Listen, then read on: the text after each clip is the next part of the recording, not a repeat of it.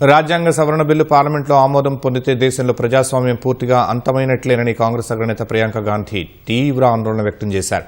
మహిళా రిజర్వేషన్లకు కాంగ్రెస్ పార్టీ పూర్తి మద్దతు ఇస్తుందని, అయితే ప్రభుత్వం తీసుకొచ్చిన తాజా బిల్లుల వెనుక రాజకీయం దాగుందని ఆరోపించారు. లోక్సభలో మహిళా రిజర్వేషన్ల చట్టానికి సవరణలు, డీలిమిటేషన్ కమిషన్ ఏర్పాటుకు సంబంధించిన 3 బిల్లులపై జరిగిన చర్చలో ప్రియాంక గాంధీ పాల్గొన్నారు.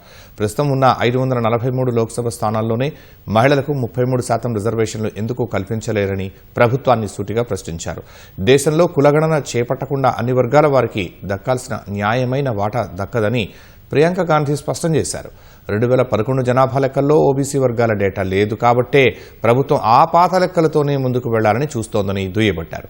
డీలిమిటేషన్ కమిషన్ ద్వారా లోక్సభ సీట్లను 850కి పెంచుతామని బిల్లులో చెబుతున్నప్పటికీ ఆ ప్రక్రియ ఎలా జరుగుతుందనే దానిపై బిల్లులో కనీసం ఒక్క మాట కూడా లేదన్నారు. కేవలం 3 సభ్యులున్న డీలిమిటేషన్ కమిషన్ రాష్ట్రాల భవితవ్యాన్ని, పార్లమెంట్లో ఆయా రాష్ట్రాల ప్రాతినిధ్యాన్ని ఎలా నిర్ణయిస్తుందని ప్రియాంక ప్రశ్నించారు. రాజ్యాంగ సంస్థలపై ఒత్తిడి తేవడం ద్వారా ప్రజాస్వామ్యాన్ని అణచివేసే ప్రక్రియను ఈ ప్రభుత్వం ఎప్పుడో ప్రారంభించిందని విమర్శించారు. ఇప్పుడు ఏకంగా ప్రజాస్వామ్యంపై బహిరంగ దాడికి దిగిందని ప్రియాంక గాంధీ మండిపడ్డారు. प्रतिनिधित्व का सवाल जनसंख्या के सवाल से जुड़ा हुआ है. जब तक जातीय जनगणना नहीं होती, सभी वर्गों को उचित प्रतिनिधित्व नहीं मिल सकता. यह अनिवार्य है.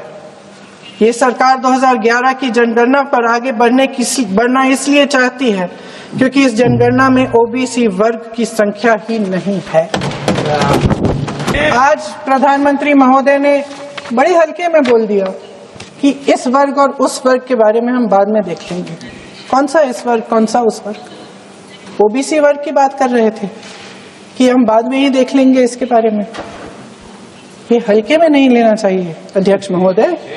ये बहुत बड़ी संख्या है, एक पूरे वर्ग का परिश्रम है, एक पूरे वर्ग का संघर्ष है. उनके साथ एक बहुत बड़ा अन्याय करने जा रहे हैं. अध्यक्ष महोदय, कांग्रेस पार्टी कभी नहीं होने देगी. हमारा संविधान सबका है. ये देश एक एक देशवासी का है. किसी एक का हक छीनकर इसे नहीं चलाया जा सकता. इस विधेयक में सिर्फ यह अभाव नहीं है, एक और खतरनाक अभाव है. संसद का 50% विस्तार प्रस्तावित है, लेकिन इसके लिए कोई ठोस प्रक्रिया के बारे में एक भी शब्द नहीं लिखा है.